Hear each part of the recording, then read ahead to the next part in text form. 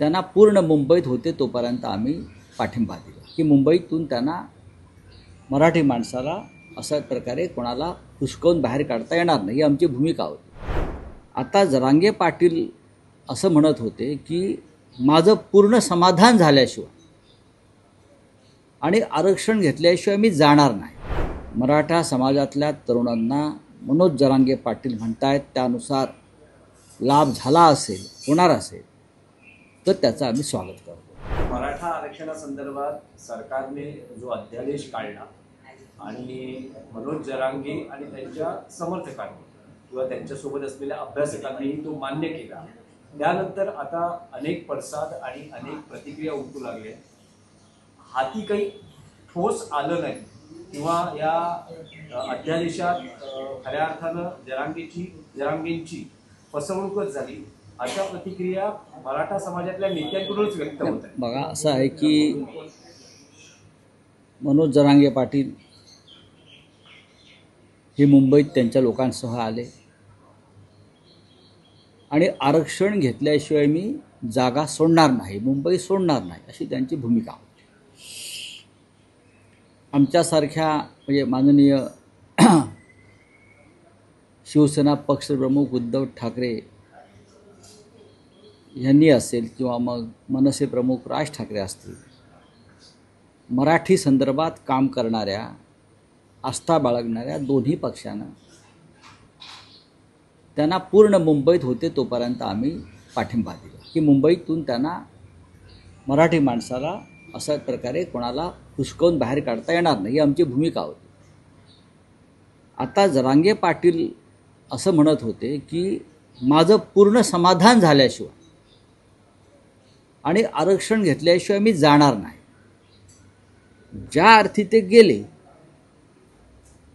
याचा अर्थ सरकार आणि त्यांच्यातल्या वाटाघाटी यशस्वी झाल्या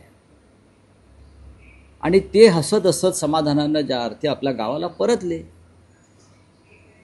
त्याच्यामुळे आता जर काही त्याच्यामध्ये वेडवाकडं झालं असेल असं त्यांचे इतर सहकारी म्हणत असतील तर तो सरकार आणि मनोज जरांगे पाटील यांच्यातला मुद्दा आहे. या चर्चेमध्ये विरोधी पक्षाला किंवा विरोधी पक्षाच्या नेत्यांना कुठेही सहभागी करून घेतलं नाही, किंबहुना सरकारमधले जे प्रमुख घटक होते त्यांनाही घेतलं नाही.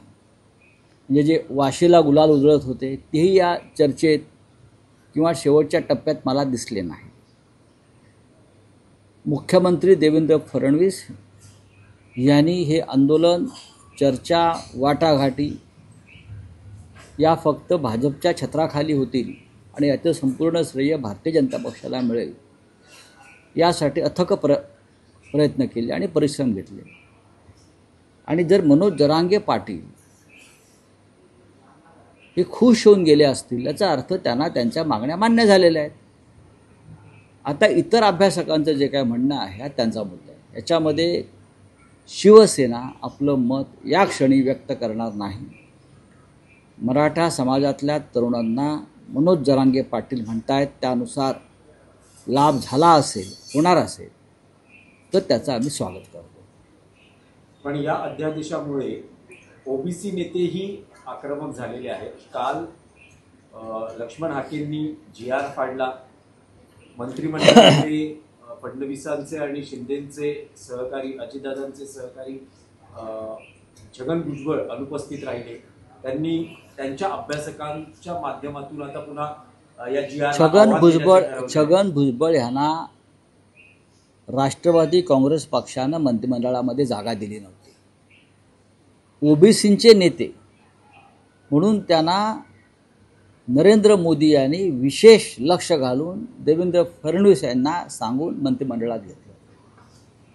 भुजबळ जे मंत्रिमंडळामध्ये आहेत ती अजित पवारांची कृपा नाही, ती नरेंद्र मोदींची कृपा आहे. नरेंद्र मोदी हे स्वतःला ओबीसींचे नेते मानतात, प्रधानमंत्री असले तरी. आपल्याला माहीत असेल, मैं ओबीसी हूँ, मैं ओबीसी का सबसे बड़ा नेता हूँ. प्रधानमंत्र्यांच्या तोंडी अशी जातीची भाषा शोभत नाही. मैं ब्राह्मण हूँ, मैं ओबीसी हूँ, मैं ये हूँ.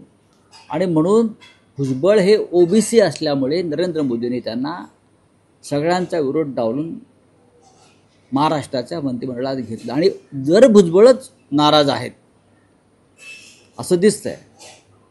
तर त्या संदर्भात मला असं वाटतं ते जाऊन नरेंद्र मोदींशी चर्चा करतील, प्रधानमंत्र्यांशी, कारण त्यांनी त्यांना मंत्रिमंडळात घेतलं आहे.